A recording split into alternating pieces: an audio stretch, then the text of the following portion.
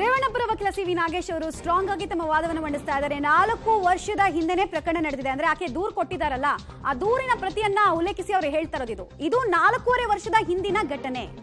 ಸಂತ್ರಸ್ತೆ 4 ವರ್ಷದ ಹಿಂದೆ ಮನೆ ಕೆಲಸ ಬಿಟ್ಟಿದ್ದೆ ಎಂದಿದ್ದಾರೆ.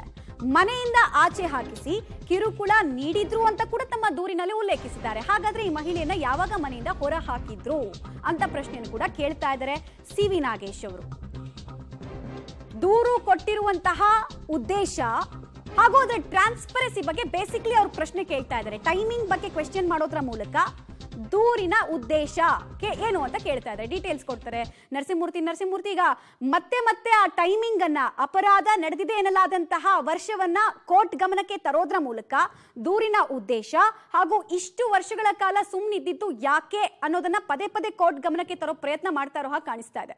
ಮಮತಾ, ಈ ಒಬ್ಬ ಮಹಿಳೆ ಅಂದರೆ ಈ ಪ್ರಕರಣದ ಸಂತ್ರಸ್ತ ಮಹಿಳೆ ಆಕೆಯ ದೂರಿನಲ್ಲಿ ಉಲ್ಲೇಖವನ್ನು ಮಾಡಿರುವಂತೆ ಕಳೆದ 4.5 ವರ್ಷಗಳ ಹಿಂದೆ ಎಚ್ ಡಿ ರೇವಣ್ಣ ಅವರ ಮನೆಯಲ್ಲಿ ಕೆಲಸವನ್ನು ಮಾಡ್ತಿದ್ದೆ, 4.5 ವರ್ಷಗಳಾದ ನಂತರ ಕೆಲಸವನ್ನು ಬಿಟ್ಟಿದ್ದೆ ಅನ್ನೋ ನಿಟ್ಟಿನಲ್ಲಿ ಉಲ್ಲೇಖವನ್ನು ಮಾಡಿದರು. ಹೀಗಾಗಿ ಈ ಪ್ರಕರಣದಲ್ಲಿ ಯಾವಾಗ ಇಲ್ಲಿ ಅತ್ಯಾಚಾರವಾಯಿತು ಅನ್ನೋದನ್ನು ಕೋರ್ಟ್ನ ಗಮನಕ್ಕೆ ತರುವ ಕೆಲಸವನ್ನು ಇದೀಗ SIT ಪರ ವಕೀಲರು ಮಾಡ್ತಿದ್ದಾರೆ. ಅಂದರೆ FIR ನಲ್ಲಿ ಆಗಿರ್ತಕ್ಕಂತಹ ಈ ಸೇರ್ಪಡೆಯ ವಿಚಾರಗಳೇನಿದ್ದಾವೆ ಇವೆಲ್ಲವೂ ಸುಳ್ಳು, ಒಂದು ರೀತಿ ಎಲ್ಲ ಕೂಡ ದುರುದ್ದೇಶಪೂರ್ವಕವಾಗಿ ಈ ರೀತಿಯಾದಂತಹ ಸೆಕ್ಷನ್ಗಳನ್ನು ಹಾಕಿ ಇಲ್ಲಿ ಸೇರಿಸಲಾಗಿದೆ ಅನ್ನೋದನ್ನು ಇದೀಗ ಸಿ ವಿ ನಾಗೇಶ್ ಅವರು ವಾದವನ್ನು ಮಂಡನೆ ಮಾಡ್ತಿದ್ದಾರೆ. 4 ವರ್ಷದ ಹಿಂದೆ ಈಕೆ ಕೆಲಸವನ್ನು ಬಿಟ್ಟಿದ್ರೆ ಈ ವಿಡಿಯೋಗಳು ಬೆಳಕಿಗೆ ಬಂದ ನಂತರ ಈಕೆ ಬಂದು ಕಂಪ್ಲೇಂಟನ್ನು ಕೊಟ್ಟಿದ್ದ, ಅಥವಾ ಅದಕ್ಕೂ ಮೊದಲೇ ಈ ರೀತಿಯಾದಂತಹ ಕೃತ್ಯ ಈಕೆಯ ಮೇಲೆ ನಡೆದಿತ್ತ, ಅದೆಲ್ಲವನ್ನ ಕೂಡ ಆಕೆ ಹೇಳಬೇಕಾಗುತ್ತೆ. ಆಕೆ ತನ್ನ ಗಂಡನ ಮುಂದೆ ವಿಡಿಯೋ ಹೊರಬಂದಂತಹ ಸಂದರ್ಭದಲ್ಲಿ ನೀನು ಈ ರೀತಿಯಾದಂತಹ ಕೃತ್ಯಕ್ಕೆ ಒಳಗಾಗಿದ್ದ ಅಂತೇಳಿ ಕೇಳಿದಂತಹ ಸಂದರ್ಭದಲ್ಲಿ ಇಲ್ಲ ಅಂತೇಳಿ ಆಕೆ ಹೇಳಿದ್ದಾಳೆ. ಹೀಗಿದ್ದಾಗ ಇಲ್ಲಿ ಹೇಗೆ 376 IPC ಸೆಕ್ಷನ್ಸ್ ಅನ್ನ ಸೇರಿಸಿದ್ರು, ಹೇಗೆ ಇಲ್ಲಿ ಅತ್ಯಾಚಾರವಾಗುತ್ತೆ ಅನ್ನೋ ನಿಟ್ಟಿನಲ್ಲಿ ಇದೀಗ ಸಿ ವಿ ನಾಗೇಶ್ ಅವರು ಕೋರ್ಟ್ನ ಮುಂದೆ ವಾದವನ್ನು ಮಂಡನೆ ಮಾಡ್ತಿದ್ದಾರೆ. ಇಬ್ಬರು SPP ವಕೀಲರು ಮಾಡಿದಂತಹ ಆರೋಪಗಳಿಗೆ ಅತ್ಯಾಚಾರ ಪ್ರಕರಣವನ್ನು ಹೇಗೆ ಸೇರಿಸಲಾಯಿತು, ಹೇಗೆಲ್ಲ ಅತ್ಯಾಚಾರವನ್ನು ಇವರು ಮಾಡಿದ್ರು ಅನ್ನೋದಕ್ಕೆ ಇದೀಗ FIR ನಲ್ಲಿನ ಲೋಪದೋಷಗಳನ್ನು ಹಿಡ್ಕೊಂಡು ಇದೊಂದು ದುರುದ್ದೇಶಪೂರ್ವಕ FIR, ಇಲ್ಲಿ ಅತ್ಯಾಚಾರ ಆಗಿಲ್ಲ, ಹಣವನ್ನು ಕೊಡುವಾಗ ಆಕೆಯ ಕೈ ಮುಟ್ಟುವುದು ಇದು ಅತ್ಯಾಚಾರಕ್ಕೆ ಸಮವ ಅನ್ನೋ ನಿಟ್ಟಿನಲ್ಲಿ ಇದೀಗ ಸಿ ವಿ ನಾಗೇಶ್ ಅವರು ಪ್ರಬಲವಾಗಿ ಕೂಡ ಅವರು ಪ್ರತಿವಾದವನ್ನ ಮಾಡ್ತಿದ್ದಾರೆ.